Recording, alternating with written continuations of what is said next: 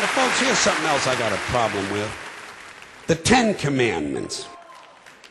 Here's my problem. Why are there 10? You don't need 10. I think the list of commandments was deliberately and artificially inflated to get it up to 10. It's a padded list. Here's what they did. About 5,000 years ago, a bunch of religious and political hustlers got together to try to figure out how to control people, how to keep them in line. They knew people were basically stupid and would believe anything they were told, so they announced that God had given them some commandments. Up on a mountain, when no one was around, God had given them the 10 Commandments. But let me ask you this. When they were sitting around making this shit up, why did they pick 10? Why 10? Why not 9 or 11? I'll tell you why. Because 10 sounds official. 10 sounds important. They knew if it was 11, people wouldn't take it seriously. So what, are you kidding me? The 11 Commandments? Get the fuck out of here. But 10 sounds important. 10 is the basis for the decimal system. It's a decade. It's a psychologically satisfying number. The top 10, the 10 most wanted, the 10 best dressed. So having 10 commandments was really a marketing decision. And to me, it's clearly a bullshit list. It's a political document artificially inflated to sell better. I'm going to show you how you could reduce the number of commandments and come up with a list that's a little more workable and logical. We're going to start with the first 3, and I'll use the Roman Catholic version because those are the ones I was taught as a little boy. I am the Lord thy God. Thou shalt not have strange gods before me. Thou shalt not take the name of the Lord thy God in vain. Thou shalt keep holy the Sabbath. Right off the bat, the first 3, pure bullshit. Sabbath day, Lord's name, strange gods. Spooky language. Spooky language. Designed to scare and control primitive people. In no way does superstitious nonsense like this apply to the lives of intelligent, civilized humans in the 21st century. You throw out the first 3 commandments, you're down to 7. Next, honor thy father and mother. Obedience, respect for authority. Just another name for controlling people. The truth is, obedience and respect should not be automatic. They should be earned. They should be based on the parent's performance. Parent's performance. All right? Some parents deserve respect. Most of them don't. Period.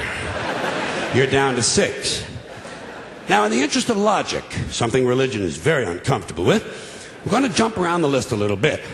Thou shalt not steal. Thou shalt not bear false witness. Stealing and lying. Well, actually, these 2 both prohibit the same kind of behavior. Dishonesty, stealing, and lying. So you don't need 2 of them. Instead, you combine them and you call it thou shalt not be dishonest. And suddenly, you're down to 5. And as long as we're combining, I have 2 others that belong together. Thou shalt not commit adultery. Thou shalt not covet thy neighbor's wife. Once again, these 2 prohibit the same kind of behavior. In this case, marital infidelity. The difference is coveting takes place in the mind, and I don't think you should outlaw fantasizing about someone else's wife. Otherwise, what's a guy going to think about when he's waxing his carrot? But marital fidelity is a good idea, so we're going to keep the idea and call this one, thou shalt not be unfaithful. And suddenly, we're down to 4. But when you think about it, honesty and fidelity are really part of the same overall value. So in truth, you could combine the 2 honesty commandments with the 2 fidelity commandments and give them simpler language, positive language instead of negative, and call the whole thing, thou shalt always be honest and faithful, and we're down to 3. Thou shalt, they're going away fast. Thou shalt not covet thy neighbor's goods. This one is just plain fucking stupid. Coveting your neighbor's goods is what keeps the economy going. All right? Your neighbor gets a vibrator that plays "O Come All Ye Faithful." You want to get one too. Coveting creates jobs. Leave it alone. You throw out coveting and you're down to 2 now. The big honesty and fidelity commandment, and the one we haven't talked about yet, thou shalt not kill. Murder. The 5th commandment. But when you think about it, When you think about it, religion has never really had a big problem with murder. Not really. More people have been killed in the name of God than for any other reason. All you have to do... Sure.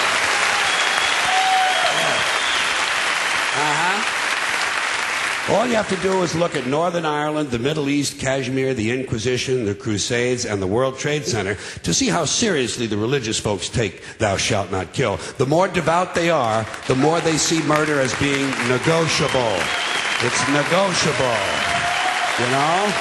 It depends. It depends. It depends on who's doing the killing and who's getting killed. So, with all of this in mind, I leave you with my revised list of the 2 commandments. Thou shalt always be honest and faithful to the provider of thy nookie.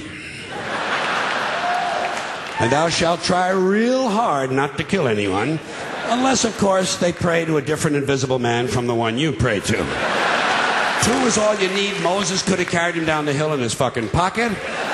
And if they had a list like that, I wouldn't mind those folks in Alabama putting it up on the courthouse wall. As long as they included one additional commandment, thou shalt keep thy religion to thyself. Thank you. But I want you to know something. This is sincere. I want you to know, when it comes to believing in God, I really tried. I really tried. I tried to believe that there is a God who created each of us in his own image and likeness, loves us very much, and keeps a close eye on things. I really tried to believe that, but I gotta tell you, the longer you live, the more you look around, the more you realize something is fucked up. Something is wrong here. War, disease, death, destruction, hunger, filth, poverty, torture, crime, corruption, and the ice-capades. Something is definitely wrong. This is not good work. If this is the best God can do, I am not impressed. Results like these do not belong on the resume of a supreme being. This is the kind of shit you'd expect from an office temp with a bad attitude. And just between you and me, in any decently run universe, this guy would have been out on his all-powerful ass a long time ago. And by the way, I say this guy because I firmly believe, looking at these results, that if there is a God, it has to be a man. No woman could or would ever fuck things up like this. Now, here's another example of overprotection. Did you ever notice on the TV news, every time some guy with an AK-47 strolls onto a schoolyard and kills 3 or 4 kids and a couple of teachers, the next day, the school is overrun with counselors and psychiatrists and grief counselors and trauma therapists trying to help the children cope. Shit. When I was in school, someone came to our school and killed 3 or 4 of us. We went right on with our arithmetic. 35 classmates minus 4 equals 31. I'll tell you what they ought to do about homelessness. First thing, change the name of it. Change the name of the condition. It's not homelessness, it's houselessness. It's houses these people need. A home is an abstract idea. A home is a setting. It's a state of mind. These people need houses, physical, tangible structures. But where are you going to put them? Where are you going to build them? Nobody wants you to build low-cost housing near their house. People don't want it near them. We got something in this country, you've heard of it, it's called NIMBY, N-I-M-B-Y. Not in my backyard. People don't want any kind of social help located anywhere near them. You try to open up a halfway house, try to open up a rehab center for drugs or alcohol, try to build a little home for some retarded people who want to work their way into the community. People say, not in my backyard. People don't want anything near them, especially if it might help somebody else. Part of the great American spirit of generosity we're always told about. Big, generous American nation. Ask an Indian about that.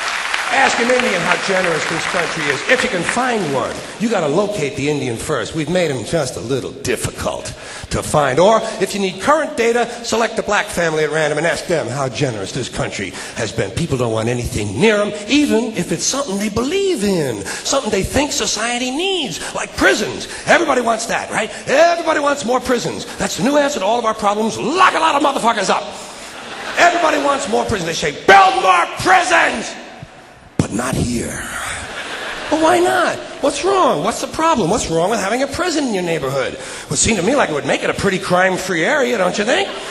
You think a lot of crackheads and muggers and pimps and hookers are going to hang around in front of a fucking prison? Bullshit, they ain't coming anywhere near it. What's wrong with these people? All the criminals are locked up behind the walls, and if a couple of them do break out, what do you think they're going to do? Hang around? Check real estate trends? Bullshit. They're fucking gone. That's the whole idea of breaking out of prison, is to get the fuck as far away as you possibly can. I got just the place for low-cost housing. I have solved this problem. I know where we can build housing for the homeless. Golf courses. Perfect. Golf courses. Just what we need. Plenty of good land in nice neighborhoods. Land that is currently being wasted on a meaningless, mindless activity engaged in primarily by white, well-to-do male businessmen who use the game to get together to make deals to carve this country up a little finer among themselves. I am getting tired. Really tired. I am getting tired of these golfing cocksuckers in their green pants and their yellow pants and their orange pants and their precious little hats and their cute little golf carts. It is time to reclaim the golf courses from the wealthy and turn them over to the homeless. Golf is an arrogant, elitist game, and it takes up entirely too much fucking room in this country. Too much fucking room in this country. It is an arrogant game on its very design alone. Just the design of the game speaks of arrogance. Think of how big a golf course is. The ball is that fucking big. What do these pin-headed pricks need with all that land? There are over 17,000 golf courses in America. They average over 150 acres apiece. That's over 3 million acres. That's 4,820 square miles. You could build 2 Rhode Islands and a Delaware for the homeless on the land currently devoted to this meaningless, mindless, arrogant, elitist, racist. There's another thing. The only blacks you'll find in country clubs are carrying trays. And a boring game for boring people. Did you ever watch golf on television? It's like watching flies fuck. And a mindless game. Mindless. Think of the intellect. Think of the intellect it must take to draw pleasure from this activity. Hitting a ball with a crooked stick and then walking after it.